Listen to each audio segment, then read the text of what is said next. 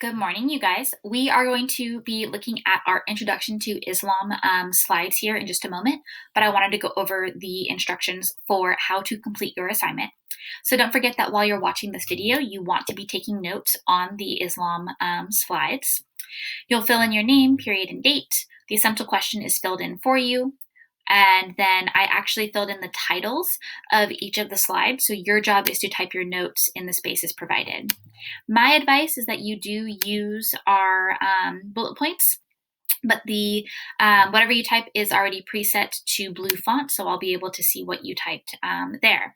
At the very end, please don't forget that you do need to write a summary, which is your answer to our essential question in 2 to 3 complete sentences. Your answer comes from the notes that you've taken. Please don't just Google it and write down what Google says. You want to think about how the notes that we have taken connect to our essential question.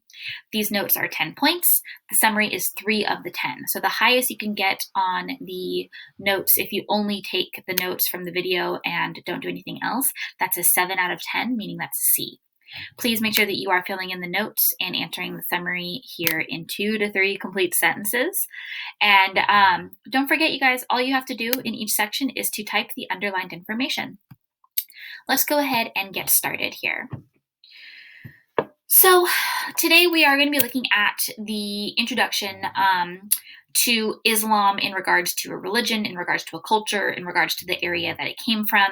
Keep in mind that as a history class, we are looking at the cultural expression of how this new religion is going to change world history. It is a religion that is still very prominent today. It's one of the fastest growing religions in the world. And so we're looking at the origins of it. We're looking at the beginnings of the religion, where it comes from, why it was created, and how it's going to change world history. So please keep that in mind as we go throughout this lesson. So the first thing we want to remind ourselves is what our focus of these slides are. The essential question that we are looking at is, how did the religion of Islam change the lives of people in the Arabian Peninsula? How are lives going to change as we go throughout this creation of a new religion, basically? So how does the religion of Islam change the lives of people in the Arabian Peninsula from what it was before Islam's creation to after? Also, I do have to apologize if you hear some snorting behind me. I have a very sleepy bulldog, and we know that Churchill likes to join our classes. So Churchill is snoring quite loudly, and I just wanted to let you guys know I do hear it. And if you hear it, that's what you're hearing. All right, let's take a look at the Arabian Peninsula. So you can see here underneath my screen, I'm going to actually move myself up. That might help. There we go. So we have the Arabian Peninsula located here. Here's the continent of Africa, Europe. This is Eurasia, and then we have Asia down here. So we have the Arabian Peninsula located between these two very large places and very important places in world history. So keep in mind that the Arabian Peninsula is a wedge of land between the Red Sea and the Persian Gulf.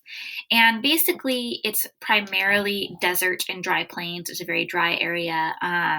So that means that the lifestyle of the people there is going to be one where they have to adapt to that desert lifestyle. The ancient civilizations within the area that we are familiar with, obviously we have Egypt up in here. We have the Egyptians, we have the Mesopotamians, Persians, Israelites, the Greeks, and the Romans all at one point held some foothold in this area. Remember that the Roman Empire spread from here all the way around. The Greeks also had some influences there. So the Arabian Peninsula is a location where we've had a lot of very big cultures, especially in the ancient world, have a role to play. So I do want you to remember that the Egyptians, the Mesopotamians, Persians, Israelites, Greeks, and Romans, they all have cultural influences in that area. So it's really important to keep that in mind. Now, we can see that the Arabian Peninsula, just because of its location, is going to help connect Asia, the Mediterranean. These two areas will be connected through the Arabian Peninsula, and it's going to primarily be through trade. And we will be looking at that quite a bit eventually in this unit. So keep in mind that they're almost like a middleman. This is the area that people are having to go through in order to get to these different locations. And so the trade routes are going to help take people through that space. So the Arabian Peninsula is not only influenced by those main cultures in the ancient world, but they're also going to be influenced by people coming in and out of their area simply because they are a connection between Europe and Asia. Life in the Arabian Desert, you guys. People in Arabia were originally nomads. As we know from our Unit 3 vocabulary, nomads are people who move around from place to place. They don't have a permanent home.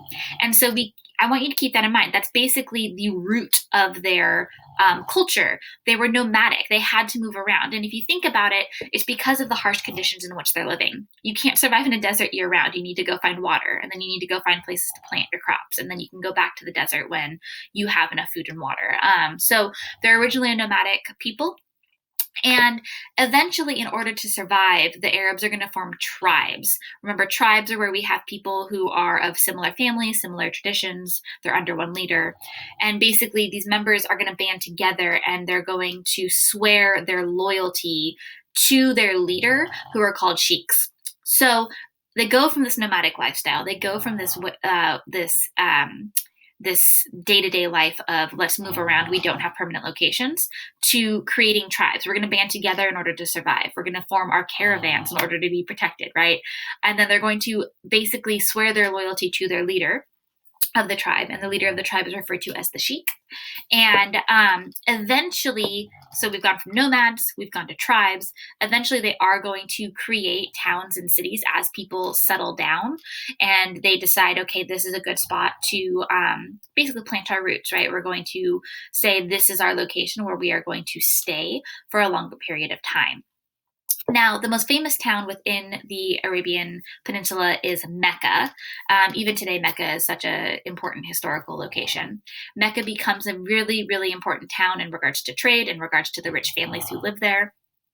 And eventually, the creation of the religion of Islam will be within Mecca.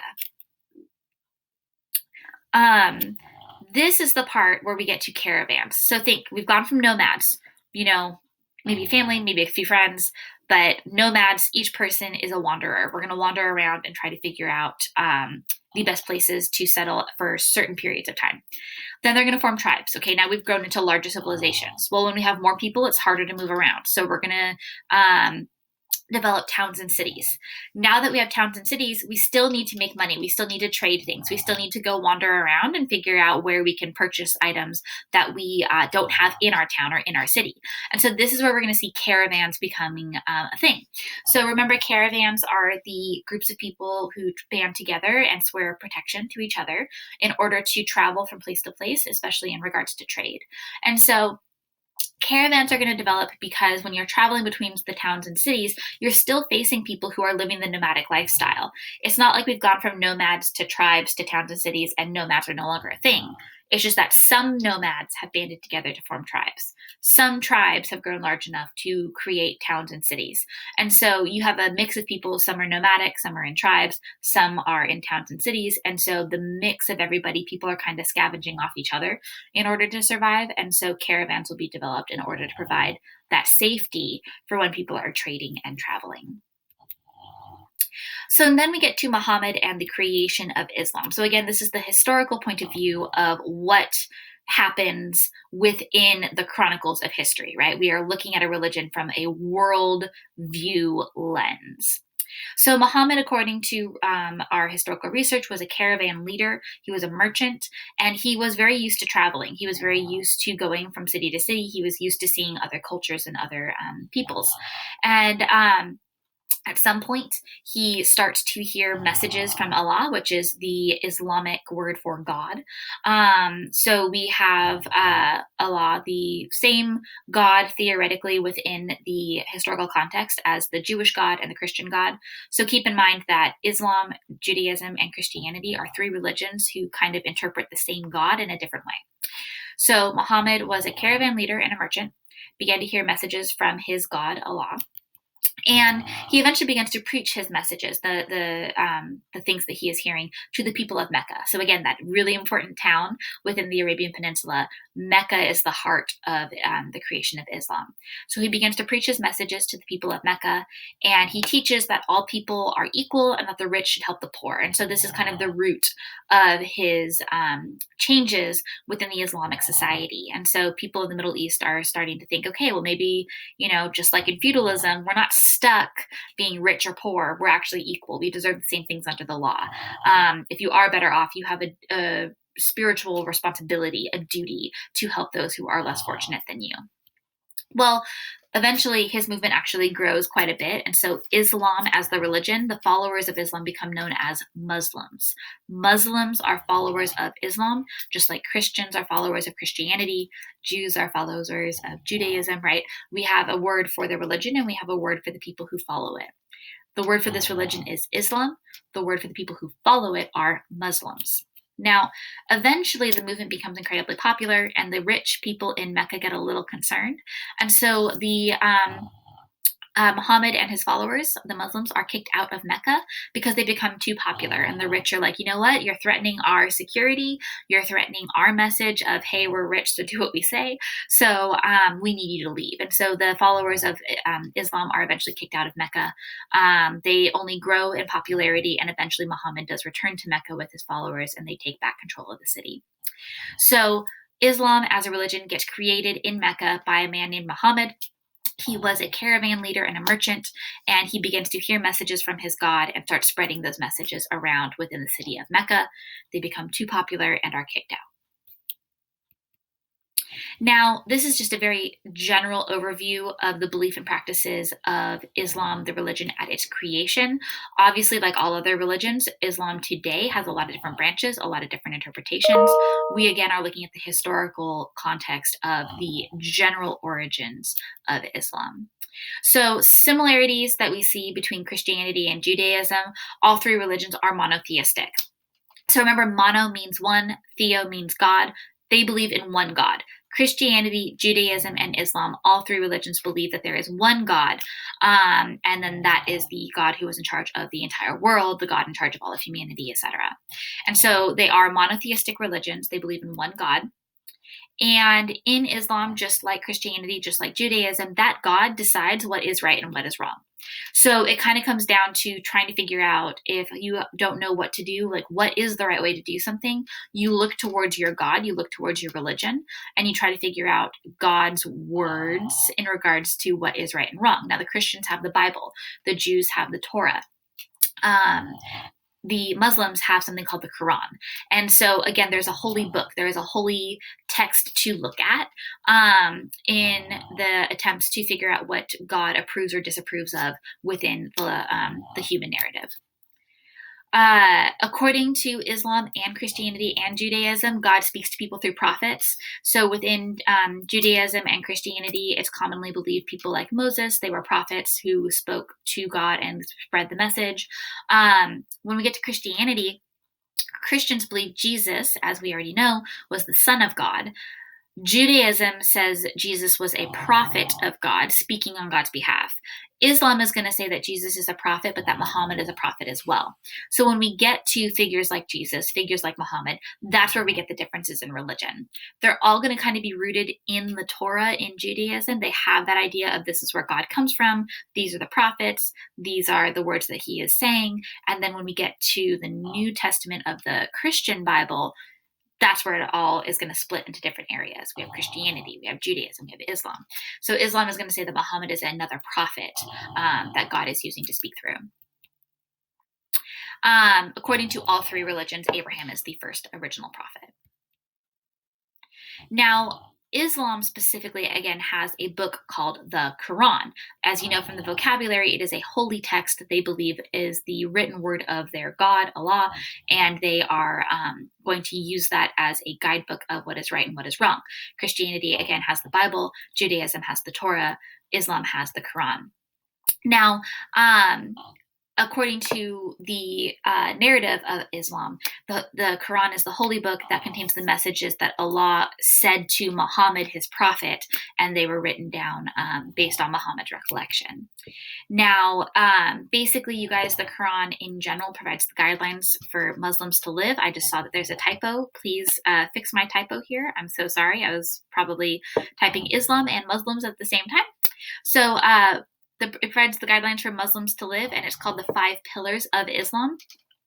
Remember, a pillar is a narrow item that holds up a ceiling. So these pillars are the guidelines that hold up the religion of Islam, and these include the belief. You have to believe in your God.